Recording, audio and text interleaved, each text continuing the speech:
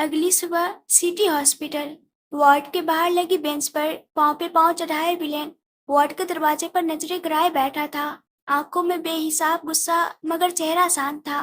खून तो पिछले कुछ घंटों से उबल ही रहा था। उसके पास ही पर्व और पुष्कर भी थे, जिनकी आंखें रात भर जागने के कारण लाल थी। कुछ ही देर में डॉक्टर वार्ड से बाहर आए तो पर्व तेजी से उनकी ओर बढ़ा और फिक्र से बोला, हाउ इज ही? ठीक तो है ना सारांश? डॉक्टर हाथों से ग्लव्स निकालते हुए बोले, ठीक तो है, मगर स्ट्रेस की वजह से बीपी काफी हाई है। कुछ देर में होश आ जाएगा, लेकिन कोशिश करिए कि उनके दिमाग पर ज्यादा प्रेशर न पड़े। खतरनाक हो सकता है उनके लिए। डॉक्टर की बात सुनकर पर्व चुप हो गया। डॉक्टर भी अपनी बात बोलकर वहां से जा चुके थे, लेकिन विलेन अब भी चुप था। उसकी नजर वार्ड के दरवाजे पर ही थी। पर्व ने मुड़कर एक नजर पुरस्कर को देखा और फिर विलेन के पास जाते हुए बोला, विलेन, तुम चाहो तो शीश महल वापस जा सकते हो। हम संभाल लेंगे, हम सारांश को भी सही सलामत ले आएंगे। विलेन सिरना में हिलाते हुए बोला, कोई जरूरत नहीं है, तुम बाकी सबके साथ जाओ यहाँ से। बस कुछ गार्ड हॉस्पिटल में होने चाहिए। पर्व ने विलेन के चेहरे को देखा, आगे कुछ बोलने की हिम्मत नहीं हुई। वो बाकियों के साथ वहां से चला गया। बस कुछ गार्ड्स ही थे वहां। विलेन ने सिर पीछे टिकाकर अपनी आंखें बंद कर ली तो आंखों के सामने कल रात का सारा मंजर घूम गया। सारांश की ये हालत, वो भी एक ऐसे इंसान की वजह से जिसने उन दोनों के बीच कूद डालने की कोशिश की थी। और ये चीजें विलेन को शांत न होने पर मजबूर कर रही थी। वो जाने कितनी देर इन चीजों के बारे में सोचता रहा और अचानक उसका दिल जोरों से धड़क उठा। जब आंखों के सामने नूर का चेहरा घुमा, उसने झट से अपनी आंखें खोली जो सुर्ख लाल हो चुके थे। नूर का चेहरा, नूर की आंखें, नूर के आंसू, नूर की बातें, सिर्फ यही था विलेन के दिमाग में। और उसका दिल इन चीजों से काफी तेज धड़क उठा था। सांसों ने भी सारे बंधन तोड़ दिए थे। मिलन का चेहरा भी लाल होता जा रहा था। उसके हाथ उसके सीने पर कस गए और वो दांत पीसते हुए गुस्से से बोला, हाउ इट इज पॉसिबल? मेरा दिल उसके लिए क्यों धड़क रहा है? बोलते हुए उसने अपना हाथ जोर से बेंच पर मारा। मिलन के हाथ उसके सीने पर कसे थे, जैसे वो अपनी धड़कनों को रोकने की कोशिश कर रहा हो। गुस्से से उसकी नसें उभर आई थी और वो सर्द आवाज में बोला, जिस लड़की को मेरा प्यार नजर नहीं आता, मेरी मोहब्बत से ज्यादा उसे अपने मकसद से लगाव है, उस लड़की के लिए मेरा दिल नहीं धड़क सकता। I just hate her. और इन धड़कनों ने भी अगर उसके लिए अपनी बगावत नहीं छोड़ी तो खत्म कर दूंगा सब कुछ। मिलन का गुस्सा हद से ज्यादा खतरनाक लग रहा था। नूर ने तो पहले भी कई बार विलेन को ये बातें कही थी, मगर कल नूर की बातें विलेन को तकलीफ दे गई। विलेन को एहसास था अपनी मोहब्बत का, मगर नूर की नफरत उसकी मोहब्बत को भी गुस्से और नाराजगी में बदल रही थी। और शायद वक्त रहते अगर संभाला नहीं गया तो वो भी नूर से नफरत ही कर बैठेगा। सारांश को होश नहीं आया था, इसलिए विलेन उठकर वहां से बाहर चला गया और एक साइड जाकर अपने पॉकेट से सिगरेट निकाल ली, मगर उन्हें सुलगाकर अपने होठों से लगाता उससे पहले ही उसके फोन पर नम्रित का कॉल आया। विलन ने गुस्से से उसके कॉल को 2-4 बार कट किया, लेकिन बार बार कॉल आने से वो इरिटेट हो चुका था। विलेन ने कॉल उठाकर चिल्लाते हुए कहा, कॉल कट कर रहा हूँ, समझ नहीं आ रहा, बात नहीं करनी है मुझे, कॉल रखो। और अगर दोबारा कॉल आया तो जिंदा नहीं। वो अपनी बात पूरी करता उससे पहले ही नम्रित की घबराई हुई आवाज आई। विलेन की गुस्से से कसी हुई मुठिया अचानक से ढीली पड़ गई। धड़कनें जो नूर की मोहब्बत में बगावत कर रही थी, वो अचानक से थम गई। 50 मिनट के रास्ते को 20 मिनट में तय कर लिया विलेन की गाड़ी। झटके से फार्म हाउस के बाहर रुकी। वो बिना पल गवाए तेजी से दौड़ता हुआ फार्म हाउस के पीछे की ओर गया, मगर कुछ दूर पर ही उसके कदम रुक गए। आंखों की लाली भी उसके दर्द को बयां नहीं कर पाई और वो जोर से चिल्लाया, कोहिनूर। विलेन के चिल्लाने की आवाज सुनते ही वहां मौजूद सभी की नजरें विलेन पर चली गई। वहां पूर्वी, नम्रित, पर्व, पुष्कर, अभीर सब मौजूद थे। सबके चेहरे पर डर और फिक्र थी, मगर विलेन का ध्यान सिर्फ स्विमिंग पूल की तरफ था, जहां नजरें नूर पर जमी थी। वो जिंदा थी या नहीं कहा नहीं जा सकता, मगर वो पानी के ऊपर तैर रही थी। You can't do this. और अगले पल विलेन दौड़ते हुए उस स्विमिंग पूल के पास आया और बिना पल गवाए वो स्विमिंग पूल में छलांग लगाता। उससे पहले ही पीछे से उसे पर्व और अबीर ने कसकर पकड़ लिया। विलेन की आंखें हैरानी में फैल गई। उसे कुछ समझ नहीं आया। जान जा रही थी सो अलग। वो गुस्से से उन पर चिल्लाता। उससे पहले ही नमृत घबराकर बोला, पानी में करंट है विलेन, और मेन स्विच वाले कमरे में ताला लगा रखा है किसी ने। फार्म हाउस की चाबियां तुम्हारे पास ही है, प्लीज जल्दी से खोलो उसे। विलेन का दिमाग गुस्से से ठनक उठा। उसने पर्व और कबीर को दूर धकेला और एक जोरदार मुक्का नमृत के मुंह पर मारा। सभी हैरान रह गए। विलेन उसे देख गुस्से से चिल्लाते हुए बोला, तुम सब दरवाजा तोड़ भी सकते थे। मेरी कोहिनूर से ज्यादा ये प्रॉपर्टी जरूरी नहीं है मेरे लिए। उसके गुस्से को सब समझ रहे थे।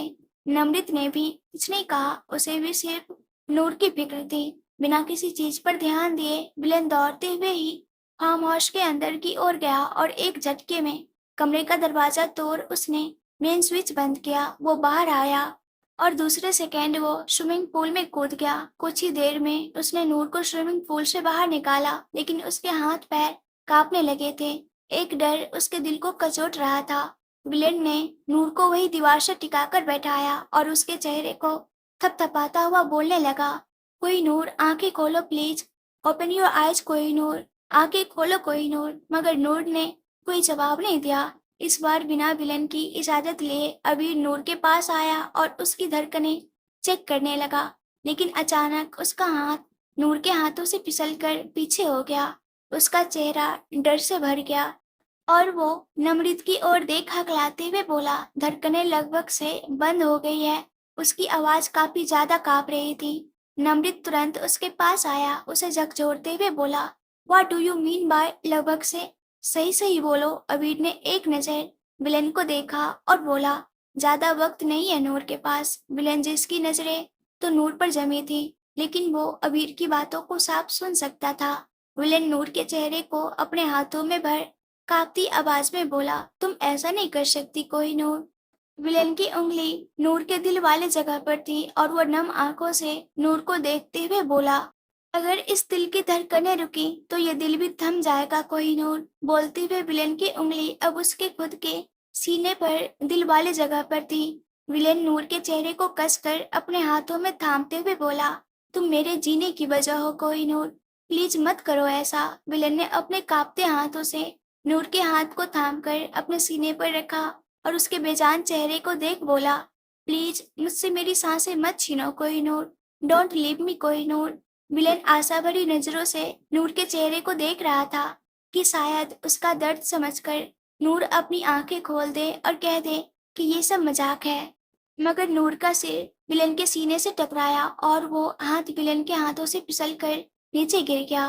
विलेन ने अपनी आंखों में जो नमी अब तक संभाल रखी थी वो आंसुओं के कतरे में बह गई।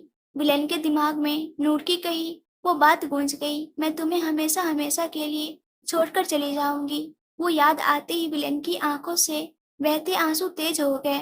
उसने कसकर नूर को अपने सीने से लगाया। कुछ ही देर में एक बार फिर विलेन की गाड़ी अस्पताल के बाहर रुकी। उसके पीछे ही बाकी लोगों की भी गाड़ियां रुकी। मगर विलेन नूर को अपनी गोद में उठा पहले ही अंदर जा चुका था। सभी तेजी से इमरजेंसी वार्ड के बाहर पहुंचे। नजरें सबकी दरवाजे पर ही गड़ी थी। सबकी आंखों में आंसू थे, सिवाय पर्व और पुष्कर के। वो दोनों थोड़े साइड में खड़े थे, रो नहीं रहे थे, लेकिन नूर मर जाए ये भी नहीं चाहते थे। नूर का सच उन दोनों को पता था, इस वजह से शायद दिल में उतना लगाव नहीं था। मगर फिर भी विलेन की आंखों में आंसू देख, उसके प्यार को टूटता देख उन्हें भी बुरा लग रहा था और चाह रहे थे कि नूर किसी तरह जिंदा बच जाए, क्योंकि आगे क्या होगा वो विलेन के हाथों में होगा। शाम का वक्त। विलेन वार्ड का दरवाजा खोल अंदर आया तो नजरें बेड पर लेटी हुई नूर पर चली गई। दरवाजे की तरफ आहट सुनकर नूर की नजरें भी उसी ओर गई और एक पल को दोनों की नजरें मिली। दूसरे पल नूर ने अपनी नजरें दूसरी ओर कर ली। विलेन को कोई फर्क नहीं पड़ा। उसका चेहरा बिल्कुल एक्सप्रेशन लेस था और वो नूर की ओर कदम बढ़ाते हुए गहरी आवाज में बोला, किसने किया था ये सब तुम्हारे साथ? क्या तुमने उनका चेहरा देखा? नूर कुछ पल शांत रही। उसके चेहरे पर व्यंग भरी मुस्कान आ गई। उसने विलेन की ओर नजरें की और व्यंग से बोली, अपनी बीवी की करतूतों से कोई पति इतना अनजान कैसे रह सकता है मिस्टर दुर्लभ खुराना। नूर की आवाज कांप रही थी। दर्द से उसका सर फटा जा रहा था। उसके सर पर बैंडेज भी लगी थी और हाथ में ड्रिप भी लगी थी। उसका पूरा बदन दर्द से टूट रहा था मगर नजरें झुक नहीं रही थी। वहीं विलेन की मुठिया गुस्से से कस गई। उसकी नजरें भी नूर की मेटेलिक आइज पर थी जो अब धीरे धीरे लाल हो रही थी। वहीं दूसरी ओर पुराना मेंशन द डायमंड किंग दुर्लभ पुराना का अपना मेंशन जो था तो दुर्लभ का, लेकिन वहां रहती सिर्फ उर्मी ही थी। उर्मी जो इस वक्त हॉल के सोफे पर बैठी थी। उसके सामने एक आदमी खड़ा था। उस आदमी के चेहरे पर डर और घबराहट साफ नजर आ रही थी। वो उर्मी को देख कांपती आवाज में बोला, नूर जिंदा है मैडम। और उसने मिस्टर खुराना को सारा सच बता दिया। उन्हें आपका चेहरा भी याद है। ये सुनते ही उर्मी की आंखें डर और हैरानी से बड़ी हो गई। उसके चेहरे पर पसीने की बूंदें जम गई। उर्मी ने उस आदमी को वहां से जाने का इशारा किया और तुरंत किसी को कॉल लगाकर घबराते हुए बोली, नूर बच गई है और उसने दुर्लभ को सब बता दिया है। अब आप बताइए कि हमें आगे क्या करना है, क्योंकि दुर्लभ से बच पाना हम दोनों के लिए पॉसिबल नहीं, भले ही आप उसके कितने भी करीबी क्यों ना हो। इस वक्त नूर के वार्ड में एक फीमेल डॉक्टर थी जो नूर के बैंडेज को चेंज कर रही थी और नूर चुपचाप बैठी सामने की दीवार को घूर रही थी। जाने उसके दिमाग में क्या था। वो डॉक्टर नूर को देखते हुए अपनी बातें कह रही थी। चोट ज्यादा गहरी नहीं पर इफेक्ट ज्यादा है। आपको बहुत सी चीजों का ख्याल रखना होगा, जैसे कि डाइट मेंटेन करना, हल्की चीज का खाना, ज्यादा स्ट्रेस न लेना और अपना ढेर सारा ख्याल रखना।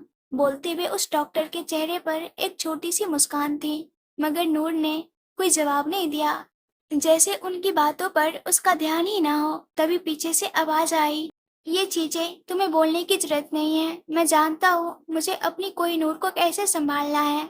विलेन की कड़क आवाज सुन वो डॉक्टर एक पल को कांप उठी। उसने जल्दी से नूर का बैंडेज किया और सर झुकाए विलेन की ओर घूमकर धीमे से बोली, सॉरी मिस्टर खुराना, मैं तो बस इन्हें बता। विलेन उसकी बात बीच में काट कर बोला, कोई जरूरत नहीं है, काम हो गया ना, निकलो अब यहाँ से। डॉक्टर तुरंत सिर हिलाते हुए वहां से निकल गई। विलेन अपने हाथ में ली हुई ट्रे के साथ नूर के पास आया। उसने वो ट्रे कॉफी टेबल पर रखी और वही नूर के पास बैठ गया। नूर का ध्यान अब भी दूसरी ओर था। तभी नूर को कानों के पास गर्म सांस महसूस हुई। वो मुड़ती उससे पहले ही एक धीमी आवाज कानों में आई, अपने सो कॉल्ड पति को याद कर रही हो क्या कोहिनूर? नूर एक पल को ठिठक गई। विलेन की करीबी से उसके शरीर में करंट लग रहा था, लेकिन उसने खुद को संभाला और विलेन की ओर चेहरा कर व्यंग से बोली, नहीं, तुम्हारी पत्नी की हरकतों के बारे में सोच रही थी, क्योंकि तुम्हें तो मेरे पति के बारे में सोचने से फुर्सत मिलती नहीं, तो मैंने सोचा मैं ही सोच लूं उस बेचारी के लिए। मिलन की मुट्ठियों में बेडशीट कस गई, लेकिन उसके चेहरे की मुस्कान अब भी नहीं गई। वो नूर की आंखों में देखते हुए मुस्कुराकर बोला, बस ज्यादा हिम्मत करने लगी हो कोई नूर। नूर भी उसी तरह व्यंग से हंसकर बोली, हाँ तो करूंगी नहीं।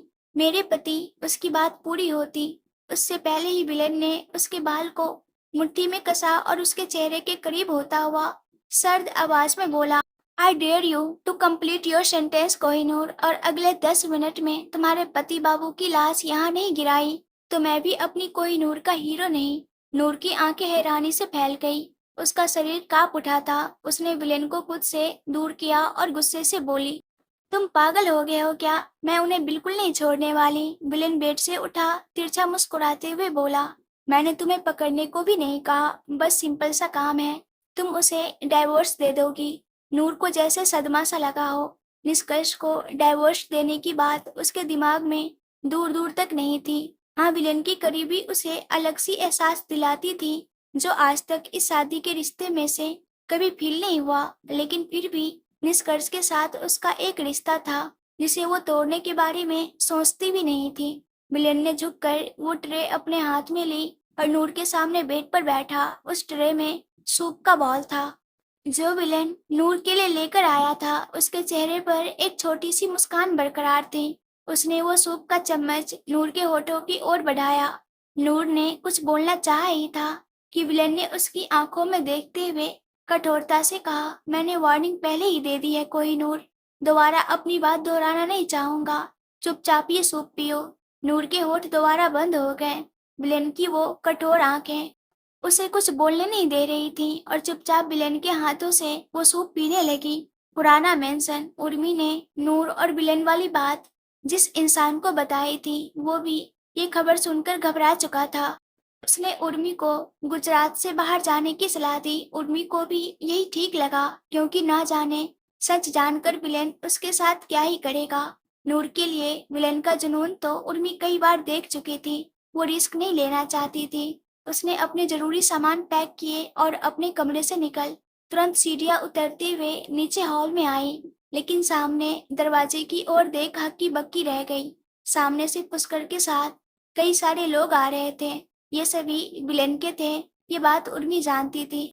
उसे इसी चीज का तो डर था। उसका शरीर डर से फूलने लगा था, धड़कनें शोर करने लगी थी।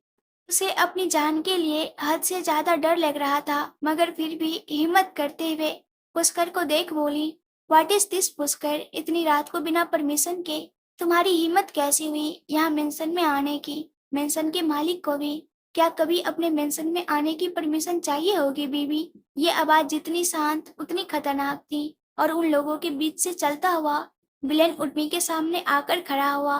विलेन को सामने देख उर्मी को तारे दिखने लगे। उर्मी का डर उसके चेहरे पर साफ दिख रहा था। विलेन का चेहरा बिल्कुल शांत था, मगर ये तूफान के आने से पहले की शांति थी। वो बहुत प्यार से उसकी ओर बढ़ता हुआ बोला, तुम इतना डर क्यों गई बीबी? आखिर तुम यही तो चाहती थी ना, मेरा अटेंशन, मेरा प्यार। मैं हमेशा तुम्हारे पास रहूं, तुम्हारे आगे पीछे घूमता रहूं, तुम्हारे लिए बेचैन रहूं, तड़पता रहूं, यही तो चाहती थी ना तुम? तो देखो आज तुम्हारे पति देव तुम्हारे लिए कहाँ से दौड़े दौड़े आए हैं। उर्मी के सर पर पसीने की बूंदें आ गई। वो डर से कांपते हुए बोली, तुम मुझे गलत समझ रहे हो दुर्लभ, मैंने ऐसा कुछ। उसकी बात बीच में काट कर विलेन दोबारा बोला, क्या तुम नहीं चाहती कि तुम्हारा पति तुम्हारे पास आए? उर्मी तुरंत बोली, हाँ हाँ चाहती हूँ। मगर विलेन एक बार फिर उसे रोककर बोला, मगर क्या बेबी? तुम्हारा पति कितने दिन बाद तुम्हारे पास थका हारा आया है और तुम हो कि उससे सवाल जवाब करने लगी हो, उसका हाल चाल पूछती, दो चार प्यारी बातें करती। बोलते हुए विलेन ने अपना हाथ उर्मी के चेहरे की ओर बढ़ाए, पर उर्मी तुरंत दो कदम पीछे हो गई। वो बुरी तरह कांप रही थी और विलेन मन ही मन मुस्कुरा रहा था। वो उर्मी की ओर दोबारा बढ़ते हुए बोला, क्या हुआ? तुम दूर क्यों हट रही हो? मगर उर्मी फिर से दो कदम पीछे हो गई। विलेन के एक्सप्रेशंस अचानक से चेंज हो गए। उसने अपने दोनों हाथ पॉकेट में डाले और उसे देखते हुए तिरछा मुस्कुराते हुए बोला, क्या हुआ मेरी बीवी को? मुझसे डर लग रहा है। उर्मी की सांस हलक में अटक गई। अब तक विलेन उससे प्यार से बात कर रहा था, जिसमें भी उर्मी को डर लग रहा था, मगर विलेन के सर्द एक्सप्रेशंस तो उसकी जान लेने को तैयार थे। वो डरते हुए बोली, मेरी बात सुनो, मेरा मेरा ऐसा कोई मकसद नहीं था, मैं ऐसा कुछ नहीं चाहती थी। बोलते हुए अचानक उसकी जोर से चीख निकल गई। विलेन ने उसके हाथ पर रॉड मारा था। उर्मी की दर्द से जान निकलने को थी और उससे भी ज्यादा डर उसे विलेन के हाथ में वो रॉड देखकर लग रहा था, जिससे उसने नूर पर वार किया था। वही विलेन के एक्सप्रेशंस बिल्कुल खतरनाक हो गए थे। वो गुस्से से उर्मी की ओर बढ़ा और उस रॉड से एक जोरदार वार उसके दूसरे हाथ पर करते हुए गुस्से से चिल्लाया, ऐसा कोई मकसद नहीं था। तुम ऐसा कुछ नहीं चाहती थी, लेकिन उसके बावजूद मेरी कोहिनूर की ये हालत हुई। सिर्फ तुम्हारी वजह से वो हर्ट हुई। बोलते हुए उसने दोबारा उर्मी के पैर पर वार किया तो डर से कराहती हुई उर्मी जमीन पर गिर गई। उसकी आंखों से बेतहाशा आंसू बहने लगे। विलेन ने दोबारा जोर से उर्मी के दूसरे पैर पर रॉड मारा। उर्मी जोर से चिल्लाई। उसकी हर चीख के साथ विलेन का गुस्सा बढ़ता ही जा रहा था। उसने वो रॉड अब उर्मी के सर पर मारने के लिए उठाया, लेकिन अचानक से उसके हाथ रुक गए और वो गुस्से से चिल्लाया, चाहे तो एक पल में तुम्हारी जान ले लूं उर्मी, लेकिन जरूरत के वक्त साथ दिया था तुमने मेरा, सिर्फ इसलिए ये तुम्हारी आखिरी गलती सोचकर तुम्हें छोड़ रहा हूँ। इतनी सजा अगर तुम्हारे लिए काफी नहीं हुई तो अगली बार सजा मौत ही होगी। This is my last warning. Villain ने वो रॉड उर्मी के बगल में फेंकी तो आवाज से एक बार फिर उर्मी सिसक उठी। विलेन ने एक नजर उर्मी को देखा और वापस चारों ओर नजर घुमाते हुए तेजी से मेंशन के बाहर निकल गया। वही उर्मी का रोना और तेज हो गया। दर्द से उसकी जान निकल रही थी, लेकिन वहां मौजूद एक भी इंसान उसकी ओर नहीं बढ़ा, बल्कि वो सब तुरंत विलन के पीछे निकल गए। उर्मी ने हिम्मत करके अपना फोन उठाया और किसी को कॉल लगाया। उसकी आंखों में दर्द की लाली के साथ साथ गुस्सा और नफरत साफ नजर आ रही थी, और ये नफरत और गुस्से की वजह सिर्फ नूर थी। अगली सुबह नूर सोकर उठी, मगर आंखें खोलते ही वो हक्की बक्की रह गई। वो इस वक्त शीश महल में अपने कमरे में थी। उसे पता ही नहीं चला कि रात में कब उसे शीश महल लाया गया। वो दवाइयों के असर की वजह से गहरी नींद में थी, लेकिन अब ये सब देखकर बहुत ज्यादा हैरान हो गई। लेकिन जवाब मांगे किससे, उसे कुछ समझ नहीं आया। इसलिए वो चुपचाप उठी और दीवार के सहारे से होते हुए वॉशरूम चली गई। कुछ ही देर में वो फ्रेश होकर आई, लेकिन उसके सर में अब काफी दर्द था। वो अपने सर पर हाथ रख कर कराहते हुए बोली, ये मेरे सर में इतना दर्द क्यों हो रहा है? कल कल तक तो कुछ पता नहीं चल रहा था, लेकिन अब ये दर्द बर्दाश्त नहीं हो रहा मुझसे। उसने अपनी आंखें कसकर मींच ली, और जब खोली तो सामने एक हथेली नजर आई जिस पर कुछ टैबलेट थी। नूर ने नजर उठाकर विलेन के चेहरे को देखा, जहाँ कोई भाव नहीं थे। उसने उन दवाइयों को देखते हुए कहा, खा लो, आराम मिलेगा। नूर के सर में भी काफी तेज दर्द था, इसलिए उसने बिना कुछ कहे वो दवाइयाँ ली और बिना नखरे के खा ली। कुछ देर के बाद उसे अब थोड़ा अच्छा लग रहा था। थोड़ी देर में नूर का नाश्ता उसके कमरे में आ चुका था, और बेड पर सामने बैठा विलेन उसे अपने हाथों से खिला रहा था। नूर को बड़ी हिचकिचाहट हो रही थी। कई सवाल भी पूछने थे, लेकिन विलेन के एक्सप्रेशंस देख कुछ बोलने की हिम्मत नहीं हो रही थी। जाने क्यों, पर उसे डर भी लग रहा था और तकलीफ भी हो रही थी। विलेन का उसे शांत व्यवहार उसे खटकने लगा। अपनी सोच में गुम उसने जाने कब अपना नाश्ता पूरा कर लिया, और अब विलेन का हाथ एक बार फिर उसके चेहरे के सामने था। नूर के चेहरे पर सवालिया एक्सप्रेशन थे, मगर विलेन ने कोई जवाब देना जरूरी नहीं समझा। उसने झुककर नूर को गोद में उठाया तो नूर हैरानी से चिल्लाई, ये क्या कर रहे हो? नीचे उतारो मुझे। विलेन दरवाजे की ओर बढ़ता हुआ सामने देख बिना भाव के बोला, जस्ट शट अप। गोद में उठाया है तो ऑफ कोर्स कमरे में तुम्हें लेकर डांस तो नहीं करूंगा। बाहर जा रहे हैं हम। नूर तुरंत बोली, what do you mean by हम? मेरा कहीं भी जाने का मन नहीं कर रहा, मुझे आराम करना है। एक जो तुमने बिना कुछ बोले मुझे हॉस्पिटल से शीश महल में लाकर बिठा दिया, ऊपर से अब आराम भी नहीं करने दे रहे। विलन कमरे से बाहर निकलते हुए नूर के चेहरे को देखकर बोला, बस एक आखिरी काम है कोहिनूर, उसके बाद जिंदगी में आराम ही आराम और सिर्फ खुशियां ही खुशियां होंगी। नूर उसकी बातों का मतलब नहीं समझ पाई, लेकिन उसके एक्सप्रेशंस देख इतना जान गई कि कुछ तो खतरनाक करने वाला है विलेन। City hospital. सारांश को होश आ चुका था, और उठते ही उसने सबसे पहले अवनी का नाम लिया, और जैसे ही उसे परसों रात की बातें याद आई वो पैनिक करने लगा। उसकी हालत धीरे धीरे खराब होने लगी थी, और डॉक्टर को समझ नहीं आ रहा था कि वो आखिर करे तो क्या करे। फिलहाल के लिए तो उसे नींद की दवाई देकर सुला दिया गया था, लेकिन दोबारा उठने पर वो अवनी की जिद करता, और अगर अवनी उसके सामने नहीं आई तो जाने वो अपनी हालात क्या कर बैठेगा।